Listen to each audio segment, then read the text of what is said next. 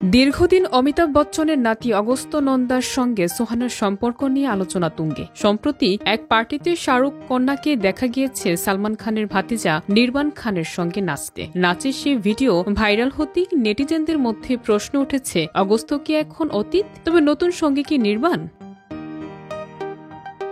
সোহানাকে ইতিমধ্যেই জো আখতারের অর্চিজ ওয়েব সিনেমায় দেখা গেছে, যেখানে তার সঙ্গে অভিনয় করেছিলেন অগস্ত্য নন্দা। ছবি মুক্তির আগেই তাদের সম্পর্ক নিয়ে কানাঘোষা শুরু হয়েছিল। তবে পার্টিতে নির্বাণের সঙ্গে সোহানার নাচ এবং অগস্ত্যের অনুপস্থিতি নতুন গল্পের সূত্রপাত করেছে।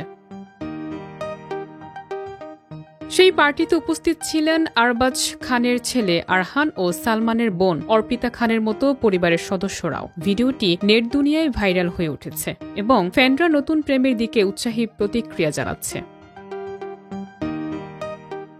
শাহরুখ খান আগেই জানিয়েছেন, সোহানা নিজের জায়গায় তৈরি করতে চান অভিনয়ের জগতে। 2023 সালের মুক্তিপ্রাপ্ত অর্চিজ ওয়েব সিনেমায় অগস্ত্যের বিপরীতে অভিনয় করেছিলেন তিনি। সিনেমার প্রশংসা থাকলেও সমালোচনা থেকেও মুক্তি পাননি। তবে সোহানা এখন বড় পর্দায় কাজের জন্য প্রস্তুত।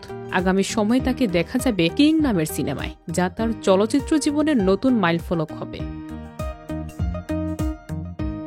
ফ্যানরা এবং বলিউড মহল উভয় এখন নজর রেখেছে সোহানার নতুন প্রেম ও বড় পর্দার অভিজ্ঞতায়। নতুন সম্পর্ক এবং বড় পর্দার অভিজ্ঞতার মিশ্রণ সোহানাকে আরও আলোচনার কেন্দ্রে নিয়ে এসেছে এবং বলিউডে পরবর্তী পদক্ষেপের জন্য সব নজর এখন তার দিকে।